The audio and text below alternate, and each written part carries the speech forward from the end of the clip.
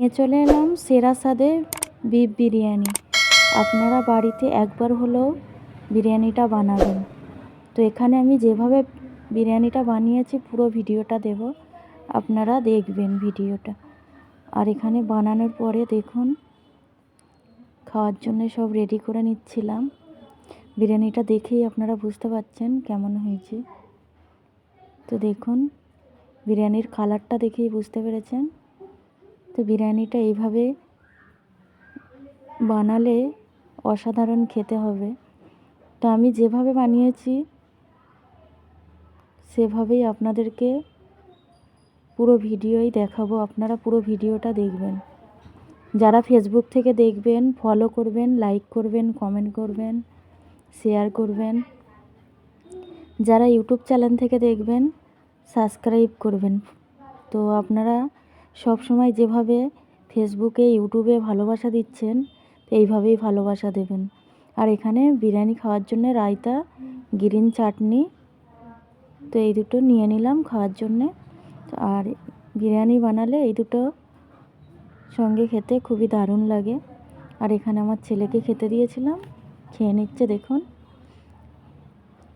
আর সব সময় আমি আমার ছেলে কিংবা আমার হাজব্যান্ডকে দেখাই, কারণ ভিডিও এখন অনেক ফেস না দেখালে তো অন্যজন নিয়ে নেয়, নিয়ে বলে আমার ভিডিও, তাই।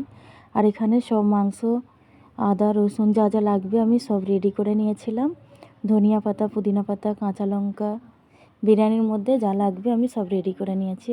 আর এখানে আমার ছেলে হালকা করে দেখিয়ে দিচ্ছে তাও আপনাদেরকে। তো বিরিয়ানির চাল, এখানে পাতি লেবু আছে, আদা, পুদিনা পাতা, ধনিয়া পাতা, কাঁচা লঙ্কা, যা যা বিরিয়ানিতে লাগবে সব জিনিসটা এখানে রেডি করে নিয়েছি আমি। মাংসটাকে ধুয়ে নিয়েছি, আর মাংসর মধ্যে প্রচুর চর্বি। এখানে আলু কেটে নিয়েছি। বিরিয়ানির মশলাটা দেখে নিন, সাহা জিরে, মৌরি, ধনিয়া, শুকনো লঙ্কা, যা যা লাগবে বিরিয়ানির মশলা সবই নিয়েছি। এখানে আদাটা প্রথমে পেস্ট করে নিলাম। আদা রসুন দুটো পেস্ট করার পর এখানে শুকনো লঙ্কা, কাঁচা লঙ্কা পেস্ট করে নিলাম দেখুন। তো এই দুটি পেস্ট হয়ে গেছে। আর এখানে বিরিয়ানির মশলাটা, তো এটাও পেস্ট করে নেব দেখুন। তো এর মধ্যে পোস্তও দিয়েছি, আপনারা দিতেও পারেন নাও পারেন। আর এটা খেতে কিন্তু অসাধারণ হবে, একবার হলেও বাড়িতে এইভাবে বানাবেন। আমি যা যা মশলা দিয়েছি দেখিয়ে দিয়েছি আপনাদেরকে। আর এখানে বিরিয়ানির মশলা, লঙ্কার গুঁড়ো, লবণ দিয়ে দিলাম।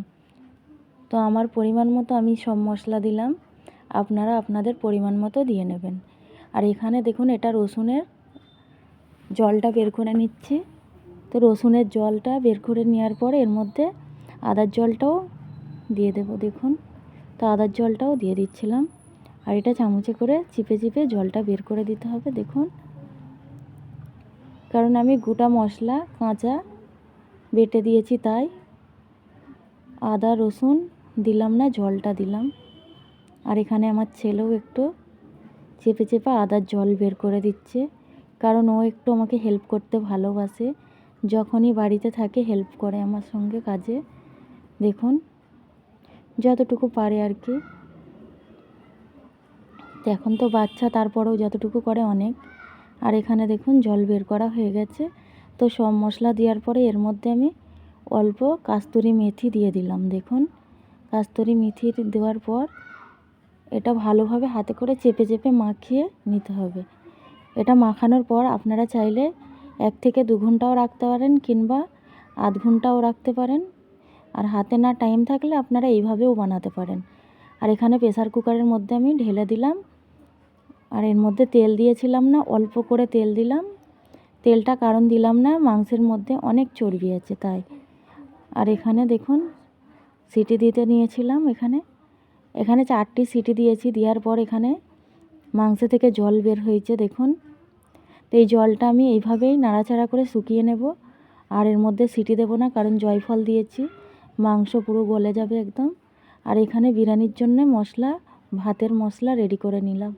কাঁচা লঙ্কা দিয়েছিলাম, পুদিনা পাতা আর ধনিয়া পাতা দিয়েছিলাম, লবণ, আদা রসুন জলের মধ্যে দিয়ে দিলাম। আর এখানে চালটা ধুয়ে রেডি করে ভিজিয়ে রেখেছিলাম। জল ফুটে গেছে দেখুন, জলের মধ্যে চালটা ঢেলে দিলাম। তো চালটা দিয়ে একটু নাড়াচাড়া করে ওর মধ্যে অল্প একটু সাদা তেল দিলাম। তো সাদা তেল দেওয়ার ফলে ভাত একটা একটা হয়ে থাকবে আর ভাতগুলো সাদা হয়ে থাকবে। এর মধ্যে পাতিলেবুর রস দিয়ে দিলাম। তো দিয়ে একটু নাড়াচাড়া করে নিলাম। আর ভাত দেখুন আমি 100%-এর মধ্যে 80% করে নিলাম। এখানে আলুটা সিদ্ধ করে নিলাম, আলুটাও 80%-এর মতো সিদ্ধ করে। তো এখন ওর মধ্যে পাতিলেবুর রস, লবণ, ফুড কালার অল্প একটু এটা দিয়ে আমি মাখিয়ে নেব। দেখুন আলুটাকে মাখিয়ে নিয়ে ছাঁকা তেলের মধ্যে ভেজে নেব। আর আপনারা যেভাবে আমাকে ভালোবাসা দিচ্ছেন ফেসবুক, ইউটিউবে, এইভাবেই ভালোবাসা দেবেন। প্রথম থেকে যেভাবে ভালোবাসা দিচ্ছেন আপনাদেরকে অসংখ্য ধন্যবাদ। ফেসবুকে, ইউটিউবে যেভাবে ভালোবাসা দিয়েছেন, তো আপনারা ভালোবাসেন তাই আমি ভিডিও দিই। ভালো না বাসলে এখানে ভিডিও ছাড়তাম না। তো এখানে একটা জিনিস খুবই কষ্ট হয়, ভিডিও এডিট করো সব এখানে রেডি করতে অনেকটাই কষ্ট হয়, কারণ বাড়িতে বাচ্চা আছে, তারপরে সব কাজ সামলে আমাদেরকে ভিডিও একই হাতে সব করতে হয়। তারপরেও খুবই ভালো লাগে। তো আপনারা যেহেতু ভালোবাসেন তাই। আর আলু ভেজে নেওয়ার পরে এর মধ্যে পেঁয়াজের বেরেস্তাটাও ভেজে নেব। দেখুন পেঁয়াজের বেরেস্তা ভেজে রেডি করে নিচ্ছিলাম, আর বেরেস্তাটা ভাজাও হয়ে গেছে দেখুন। তো বেরেস্তা ভাজা হয়ে গেছে, তেল থেকে ছেঁকে তুলে নিতে হবে। দেখুন তুলে নিয়েছি। তো এর মধ্যে অল্প লবণ দিয়ে রেখে দেবো, লবণটা নাও দিতে পারেন আপনারা। আর এখানে ভাত জল ঝরিয়ে রেখেছিলাম, ভাতের মধ্যে আলুটা দিয়ে দিলাম। দেখুন ভেজে রাখা আলু আর মাংসগুলোও তুলে দিয়ে দেব। দেখুন সব মাংসগুলো এইভাবে তুলে পরস্পর দিয়ে নেব। আর আপনারা বিরিয়ানিটা পুরো প্রথম থেকে শেষ পর্যন্ত দেখলে আপনারা বাড়িতে এইভাবে বানিয়ে খেতে পারবেন।